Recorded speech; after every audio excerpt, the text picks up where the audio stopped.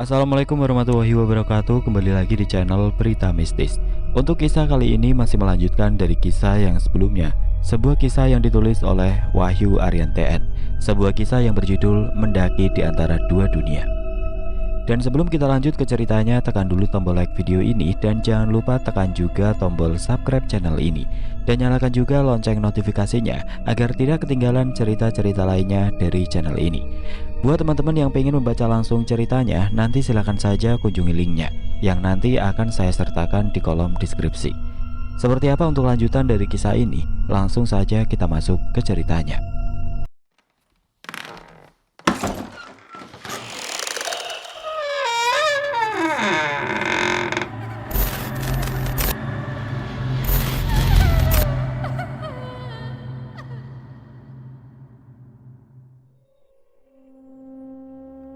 Setelah menarik nafas panjang, aku mulai melangkah lagi.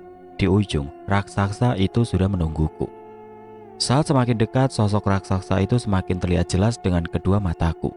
Matanya merah menyala, dan dua taring besarnya tumbuh dari dalam mulutnya, seakan haus akan darah dan ingin memangsa apapun yang ada di hadapannya. Namun sial, hanya aku yang ada di hadapannya, dengan jarak tidak lebih dari 15 meter. Dan ada kemungkinan, jika aku tertangkap olehnya, aku akan menjadi santapannya. Suara raungannya pun semakin jelas terdengar saat langkahku semakin dekat dengan raksasa itu. Kepalaku tertunduk, tidak sedikit pun berani menatap ke arah raksasa itu. Assalamualaikum, jika kamu sama-sama makhluk ciptaan Allah SWT, biarkan aku lewat. Aku hanyalah makhluk kecil yang ingin menikmati ciptaan Allah SWT yang megah ini. Ucapku dari dalam hati dengan tetap menundukkan kepala. Raksasa itu tiba-tiba tertawa menggelegar, membuat telingaku sakit saat mendengar suaranya. Sontak sambil jongkok, aku menutup telinga dengan kedua tanganku. Tolong, saya tidak punya niat jahat di gunung ini. Biarkan saya pergi dari sini. Ucapku pelan dengan suara terbata-bata karena ketakutan. Dia tertawa, seakan menertawakan perkataanku tadi. Entah setan apa yang merasuk ke dalam jiwaku. Aku perlahan berdiri lagi sambil memantapkan kaki. Aku mengatur nafas dan membenarkan kaki sebelum akhirnya aku berlari tunggang langgang melewati raksasa menyeramkan itu. Tidak peduli medan terjal yang menghadang, jantungku dipaksa memompa darah lebih ekstra dari biasanya. Udara dingin pun hilang seketika karena suhu tubuhku yang semakin naik. Tolong! Aku berteriak minta tolong, berharap ada seseorang yang mendengar teriakanku. Raksasa itu mengejarku dari belakang, seperti sedang mengejar santapan malamnya. Walau hanya berjalan, tapi langkahnya yang sangat besar membuatnya cepat mendekatiku. Jalur yang didominasi oleh batu kerikil dan pasir membuat langkahku semakin sulit. Aku benar-benar kepayahan di sini. Ditambah kepalaku pusing, nafasku semakin terengah-engah karena banyak menghabiskan tenaga akibat berlari.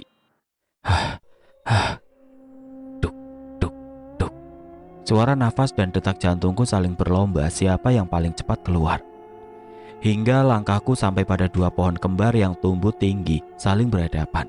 Pohon kembar yang seperti membentuk sebuah gerbang atau gapura yang teramat sangat besar. Di antara dua pohon itu terdapat celah kecil seukuran manusia yang bisa dilewati. Tubuhku yang berukuran tidak begitu besar ini pun dengan mudah melewatinya. Setelah melewati itu, aku terus mendaki. Tapi sejak dari sini langkahku melambat karena tenaga yang sudah terkuras. Tolong aku. Suaraku pun mulai melemas. Aku melihat ke belakang lagi, ke arah di mana raksasa besar itu mengejarku. Tapi kalian mau tahu apa yang aku lihat? Raksasa besar itu tidak lagi mengejarku. Pohon kembar tadi menghentikan tubuhnya yang berukuran besar ke sini. Di balik pohon kembar itu, mata merahnya yang menyala di antara kegelapan dan taring besarnya masih bisa aku lihat dari sini. Benar-benar pemandangan yang tidak ingin lagi aku lihat setelah ini, bahkan seumur hidupku lagi. Beruntung sekali nasibku. Aku masih bisa selamat dari cengkramannya. Aku memperlambat lagi langkah kecilku ini, setelah memastikan jika raksasa itu tidak lagi mengejarku. Alhamdulillah ya Allah, kau mendengar doaku. Terima kasih, kau masih memberiku kesempatan agar tetap hidup. Ucapku bersyukur. Aku memang berhasil bebas dari laki-laki misterius dan raksasa itu. Tapi di mana sebenarnya aku sekarang? Aku benar-benar putus asa. Persediaan air minumku semakin menipis. Tenagaku tinggal sisa. Aku mulai putus asa. Sesekali aku berteriak, tapi masih tidak ada yang mendengar suaraku. Setelah tenagaku perlahan pulih dan pikiranku tidak lagi kalut seperti tadi, mataku kembali mencari kemana arah langkahku setelah ini. Aku berputar-putar sebentar, mencari jalan yang bisa aku lewati. Hingga akhirnya aku menemukan sebuah jalan setapak kecil, seperti pernah ada yang melewatinya. Tanpa berpikir banyak, aku berjalan ke sana. Cukup lama aku menyusurinya, hingga di ujung jalan mataku melihat sebuah area datar yang cukup luas. Aku pun mempercepat langkah, berharap ada petunjuk di sana, dan ternyata firasatku benar. Saat langkahku sampai, di sini di tempat datar yang cukup luas ini, terpasang sebuah penanda bertuliskan pos 2. Akhirnya aku kembali ke jalur pendakian yang benar. Alhamdulillah, aku kembali berucap syukur, kali ini sambil menangis. Air mataku tidak kuasa menahan setiap air mata yang ingin keluar dari kedua bola mataku. Terima kasih Tuhan, Engkau telah menuntunku kembali ke jalur pendakian yang benar. Aku beristirahat sebentar, sambil memakan beberapa bekal yang aku bawa. Perjalanan tadi benar-benar membuatku lemas dan kehabisan tenaga. Setelahnya aku menatap ke atas. Hanya ada dataran gersang berselimut kabut. Saat kurasa siap, aku kembali mendaki. Dari sini harusnya sudah tidak jauh lagi. Jam sudah menunjukkan hampir pukul 11 malam. Aku harus cepat agar Qasim dan Ali tidak khawatir memikirkanku. Aku kembali mendaki dengan sisa tenaga yang ada. Pelan-pelan saja, yang penting jangan sering berhenti. Yang terpenting lagi adalah aku bisa berjalan dengan lebih hati-hati lagi agar tidak terjadi kejadian seperti tadi, ucapku dalam hati. Walau sudah kembali ke jalur pendakian yang benar, masih belum saja terlihat pendaki sama sekali. Aku heran, apa memang hanya ada aku yang mendaki malam ini? Setauku banyak orang-orang mendaki Merapi tanpa menginap, atau istilahnya pendakian adalah mendaki tektok. Biasanya mereka akan mendaki di jam-jam segini, agar pagi nanti saat matahari terbit, mereka bisa sampai Pasar Bubrah atau puncak Gunung Merapi. Di setiap langkah yang aku keluarkan diiringi dengan pikiranku yang terus-terusan berpikir tentang kejanggalan-kejanggalan yang menimpaku dalam pendakian kali ini. Akhirnya tidak lebih dari 2 jam aku tiba di sebuah area dengan papan penunjuk besar berdiri di atasnya. Papan itu bertuliskan Pasar Bubrah. Ya, akhirnya aku sampai juga di sini.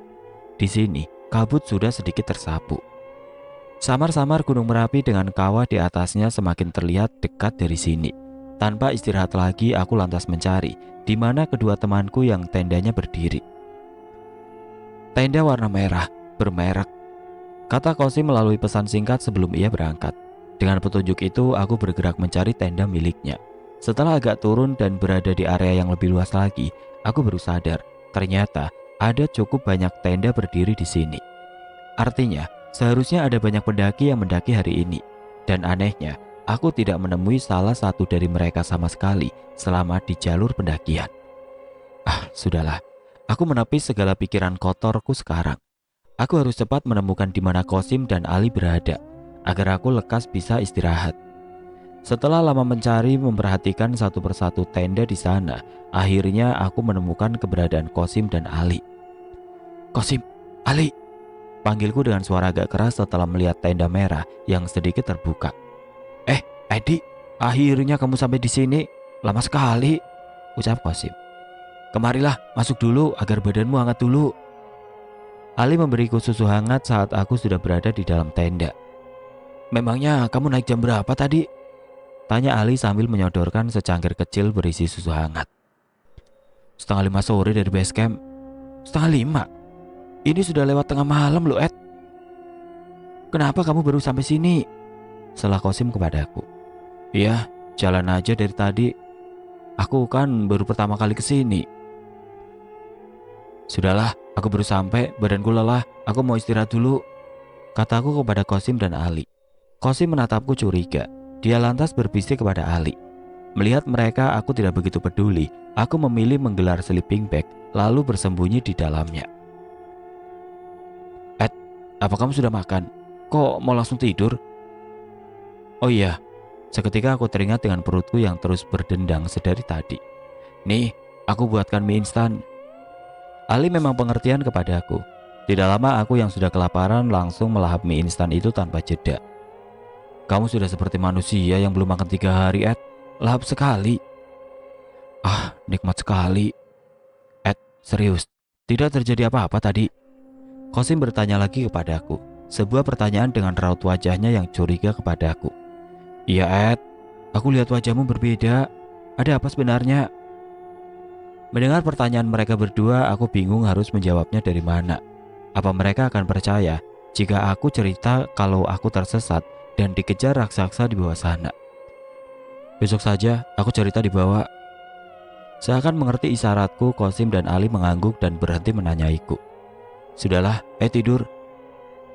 Lagi pula nanti pagi-pagi kita akan mendaki lagi ke puncak kan? Singkat cerita kami bertiga bersiap tidur. Aku berada di tengah, sementara Kosim dan Ali berada di samping kanan dan kiriku. Akhirnya, setelah lelah berpetualang semalam, akhirnya aku bisa meletakkan tubuhku yang sudah sangat lelah ini. Aku mengira tidak akan ada lagi kejadian janggal setelah aku bertemu dengan Kosim dan Ali di sini. Tapi ternyata salah besar. Kejanggalan itu datang lagi dan semakin tidak masuk di akal sehat manusia. Aku yang sudah tertidur tiba-tiba Ali membangunkanku secara paksa. Ed, bangun, ucapnya sambil menepuk-nepuk bahuku. Apa kamu tidak dengar ada suara aneh? Ada suara banyak orang di luar. Suara apa, Toli? Aku baru saja tidur. Kenapa kamu bangunkanku? Badanku capek sekali, Li. Ucapku sebel kepadanya. Aku nggak dengar apa-apa. Aku serius, Ed. Aku nggak lagi bercanda. Sudah, Li. Mungkin kamu salah dengar akibat badanmu yang kelelahan. Ucapku sambil kembali memejamkan mata.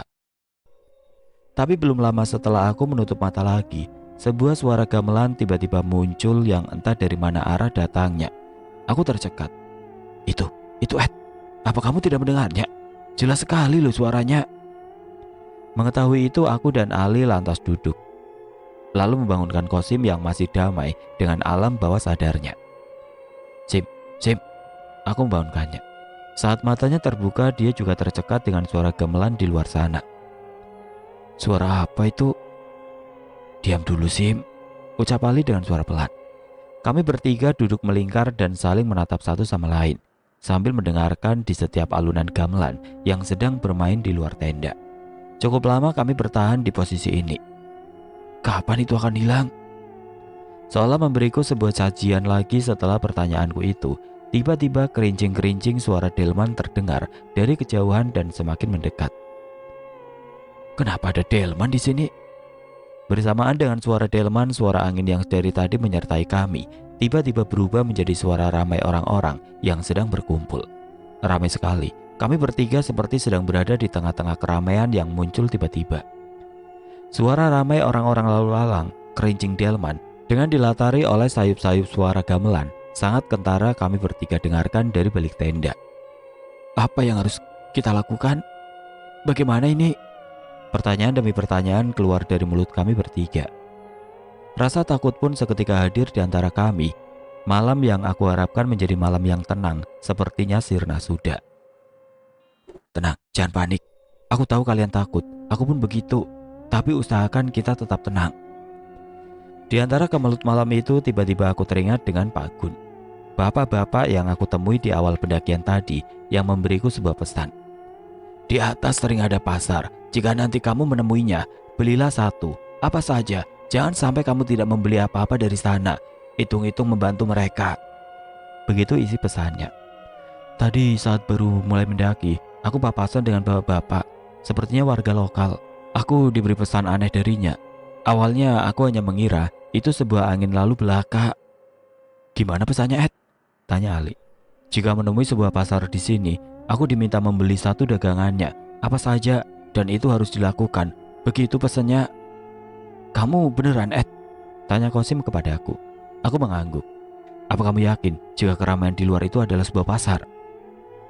Menurutku begitu. Kita keluar saja, memastikan jika memang benar kita lakukan pesan Pak Gun. Apa kamu gila? Kita tidak tahu apa yang sebenarnya terjadi di luar sana. Bisa-bisa hanya kamu bilang kita harus keluar, lalu berinteraksi dengan mereka di luar sana. Kosim mengumpatku. Lagi pula mana ada pasar di atas sini tengah malam begini, Ed? Kosim semakin menggertak. Tenang dulu, aku sudah bilang, jangan panik agar kita bisa berpikir dengan jernih. Kali ini aku hanya menyampaikan pesannya kepada kalian, bukan untuk menakut-takuti, karena perkataannya terjadi sekarang. Lalu, bagaimana kita sekarang? Tanya Ali. Di antara rasa takut yang semakin memuncak, tiba-tiba kami mendapat gangguan dari luar tenda. Tenda yang semula diam dan aman menjadi goyang, seperti ada yang sengaja memainkannya dari luar. Kan? Apalagi nih? Kosim semakin takut. Shh, jangan panik. Jangan panik gimana? Jelas-jelas begini keadaannya. Ujar Kosim dengan wajah panik dan ketakutan. Apa aku harus melakukan pesan dari Pak Gun? Tanyaku dalam hati. Sim, Li, ayo kita keluar. Keluar? Ngapain? Emang beneran gila kau ya? Umpat Kosim dengan nada marah. Firasatku kita harus melakukan pesan dari Pak Gun agar kita bisa bebas dari gangguan ini. Aku nggak berani, ujar Kosim. Kamu gimana, Li? Jika bisa membuat kita selamat, aku ikut, jawab Ali. Ali ikut bersamaku. Apa kamu yakin mau sendirian di tenda, Sim? Teman macam apa kalian ini? Memberiku pilihan yang sulit. Oke lah, aku ikut kalian. Tapi aku gak mau berada di depan dan gak mau di belakang. Aku di tengah, di antara kalian berdua. Sim, kamu yang mengajakku kemari, tapi kamu yang ketakutan begini. Siapa yang gak takut di kondisi begini? Aku yakin semua orang akan takut jika terjebak di kondisi seperti ini, ucap Kosim mencari pembelaan. Aku juga takut, tapi tidak lebay sepertimu, pungkas Ali. Sudahlah, kenapa kalian jadi meledekku? Ini jadi tidak? Ayo, bersiaplah. Apapun yang terjadi, teruslah kita berdoa. Kita hanya makhluk kerdil di antara banyaknya ciptaan Tuhan yang Maha Kuasa. Jangan lupa, bawa senter. Perlahan aku mulai membuka resleting tenda, pelan sekali. Dengan mudah, udara dingin menerobos masuk dari lubang yang baru saja terbuka. Jam berapa sekarang? 3, jawab Ali. Bismillahirrahmanirrahim. Aku mulai melangkah keluar tenda, diikuti Kosim dan Ali paling belakang. Kami bertiga tercekat melihat pemandangan di luar. Pasalnya area luas pasar Bubrah kini tidak lagi hanya berisikan tenda-tenda pendaki, tapi juga ramai orang-orang berjualan lengkap dengan lapaknya. Apakah ini adalah pasar gaib? Pasar yang biasanya aku nikmati hanya sebatas dari sebuah cerita atau berita. Apakah sekarang aku benar-benar melihatnya? Kita sebenarnya ada di mana? Kenapa begini? Siapa mereka? Ucap Ali dengan suara pelan sekali. Pasar apa ini? Tadi tidak ada. Kenapa sekarang tiba-tiba ada di sini? Ucap Kosim sambil mencengkram erat bahuku. Mereka, tenda-tenda itu, apa mereka tidak menyadarinya juga jika ada pasar yang tiba-tiba ada di sini? Tenanglah, mereka semua bukanlah makhluk seperti kita. Aku yakin itu. Kalian takut, aku pun juga. Tapi usahakan agar tetap tenang, agar tidak menyita perhatian mereka. Kami bertiga masih bertahan di depan tenda sambil melihat setiap aktivitas di pasar itu. Semuanya tampak seperti pasar tradisional di desa-desa. Bedanya, pakaian yang mereka gunakan adalah pakaian orang-orang Jawa zaman dulu.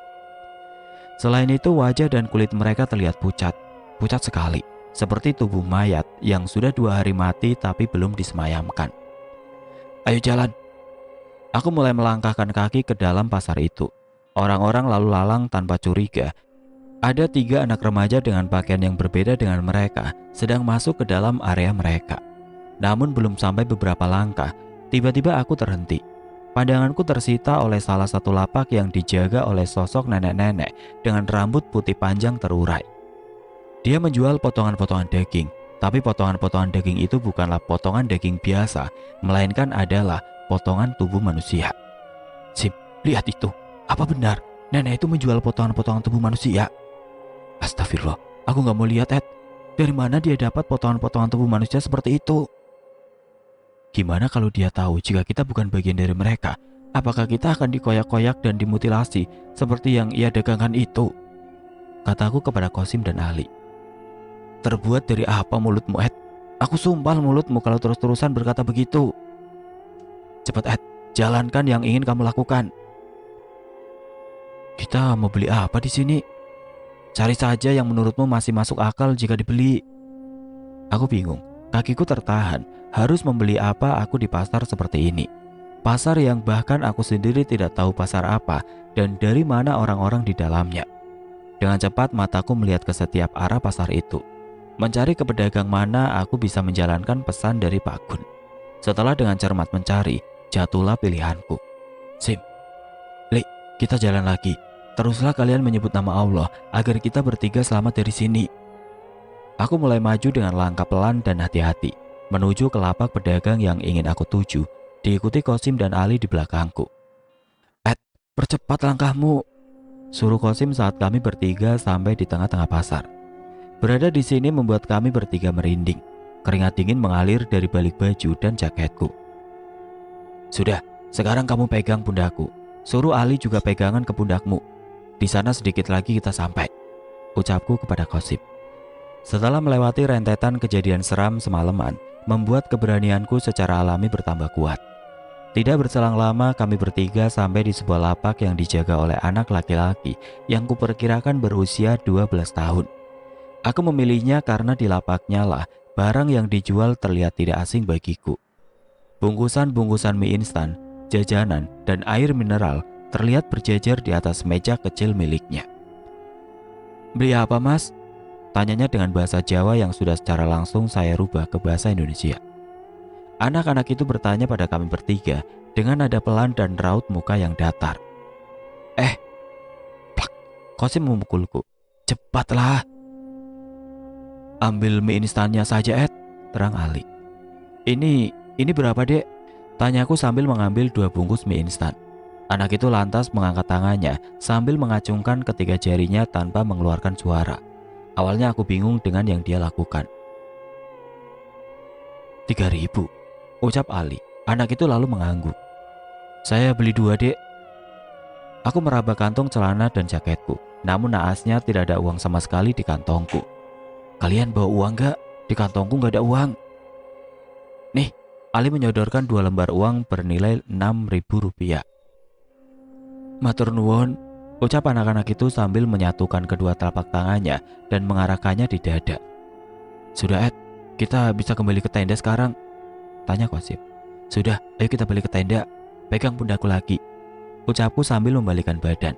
Aku tidak menghentikan langkahku sama sekali, tapi saat sudah dekat dengan tenda, tiba-tiba aku melihat sosok raksasa yang sempat mengejarku tatkala mendaki malam tadi sedang menatapku dari jauh di ujung keramaian ini. Dia seperti penjaga kawasan ini. Ya Tuhan, apalagi ini? Kelamaan, Kosim menerobos masuk ke dalam tenda mendahuliku. Begitu juga Ali. Teman macam apa kalian ini? Ini mie instannya bawalah, ucapku kepada Ali. Tidak, kamu saja yang bawa. Aku menyimpan mie instan yang aku beli dari anak-anak tadi. Ku beri tanda dengan sobekan kecil, lalu menaruhnya di salah satu ruang pada tasku. Gemuruh keramaian masih saja terdengar dari balik tenda kami. Entah kapan ini akan berakhir. Ed, apa yang akan kita lakukan sekarang? Entah, jawabku sambil menggeleng. Jangan ada yang tidur, kita begini saja dulu sampai semuanya ini hilang. Ini jam berapa? Jam 4. Sebentar lagi subuh, semoga seiring subuh mereka semua hilang. Benar saja sayup-sayup adzan subuh terdengar hingga tenda. Suara ramai pun perlahan hilang berganti dengan suara angin yang bertiup. Aneh, mereka hilang. Keramaian itu hilang. Benar dugaanku, yang kita lihat tadi adalah pasar gaib Gunung Merapi. Di rumah saja aku jarang mengantar ibu ke pasar. Kenapa malah di sini aku datang ke pasar gaib? Ucap Kosim. Itulah, ini bisa jadi pelajaran agar kamu bisa lebih berbakti lagi kepada orang tuamu. Timbalku sedikit meledeknya. Keadaan begini kamu masih bisa bercanda, Ed. Sudah, kita tidur lagi aja. Ali melerai kami berdua. Singkat cerita, setelah semuanya aman, kami bertiga memutuskan untuk tidur. Badan kami benar-benar lelah. Entah secara fisik maupun mental, setelah semalaman bertahan melawan rasa takut. Tidak terasa cahaya matahari menyilaukan mataku, membuatku bangun dari tidur lelapku. Meski tidak lama, memang nikmat sekali tidur kali ini. Jam sudah menunjukkan ke angka 8, pintu tenda sudah terbuka. Ali dan Kosim sedang masak di luar. Tidak ada gangguan lagi, kami menjalani pagi ini layaknya pendaki pada umumnya. Mau ke puncak? Tanya Kosim. Tidak, Ali dan aku menjawab kompak dan bersamaan. Setelah kejadian semalam, lebih baik kita turun saja, menghindari terjadinya hal-hal yang tidak kita inginkan. Betul, aku sepakat denganmu, Ed. Ali mendukung perkataanku. Oke lah, setelah makan kita packing lalu turun. Tandas Kosim. Mie yang semalam di mana, Ed? Di tas. Gak usah dimasak, biar aku bawa turun saja. Aku khawatir saja jika kita memakan makanan yang kita beli dari tempat itu. Setelah makan dan beres packing dengan diawali doa, kami bertiga mulai turun gunung. Rasa-rasanya setelah kejadian semalaman, banyak menemui hal-hal gaib. Membuatku sedikit peka terhadap keberadaan mereka yang tidak kasat mata. Hal itu bisa ditandai dengan saat kami bertiga akan sampai di pos 1. Bau busuk sangat menyengat tiba-tiba tercium olehku yang berjalan di paling depan. Sontak membuatku mencari dan bertanya-tanya. Bau apa ini? Tanya Ali. Iya, apa ini, busuk sekali. Kosim pun menciumnya. Diam dulu sebentar, ucapku sambil melihat ke segala penjuru hutan. Aku terkejut, benar saja ada sosok setan berkuncup berbalut kain putih sedang berdiri di antara semak-semak. Siang-siang bolong begini ada setan.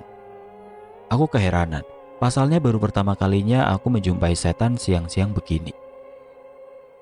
Itu dia penyebab bau busuk ini. Apa, Ed? Itu, ada pocong di ujung sana, wajahnya hancur, darah dan nanah mengalir dari wajahnya. Mana? Aku nggak melihatnya, ucap Ali dan Kosim. Kamu mau melihatnya? Nggak ingat semalaman tingkahmu seperti apa? Bisa-bisa kencing berdiri kamu jika melihatnya. Sudah, nggak usah dihiraukan.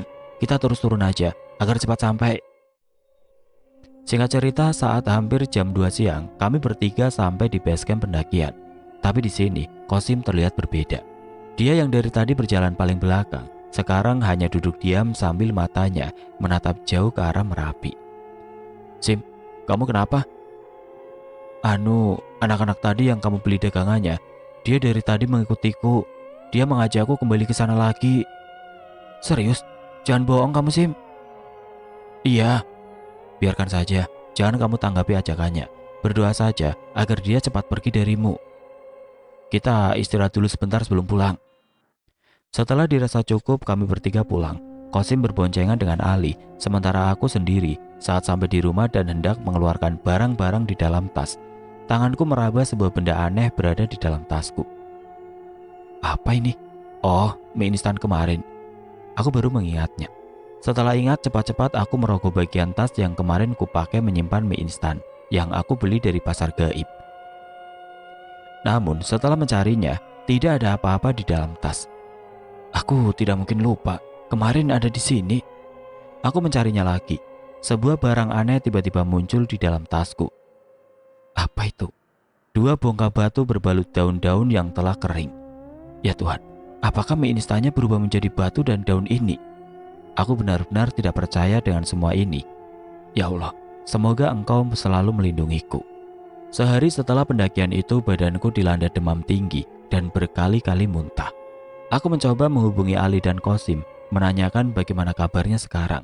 Namun ternyata hal serupa juga menimpa mereka. Kami bertiga dilanda sakit hingga beberapa hari. Oke teman-teman, sekian untuk kisah kali ini. Semoga apa yang sudah saya sampaikan dalam kisah ini dapat dijadikan pembelajaran untuk kita semua. Dan buat teman-teman yang baru bergabung, jangan lupa untuk like, komen, share, serta subscribe channel ini. Dan nantikan kisah-kisah horor berikutnya tetap di channel Berita Mistis. Wassalamualaikum warahmatullahi wabarakatuh.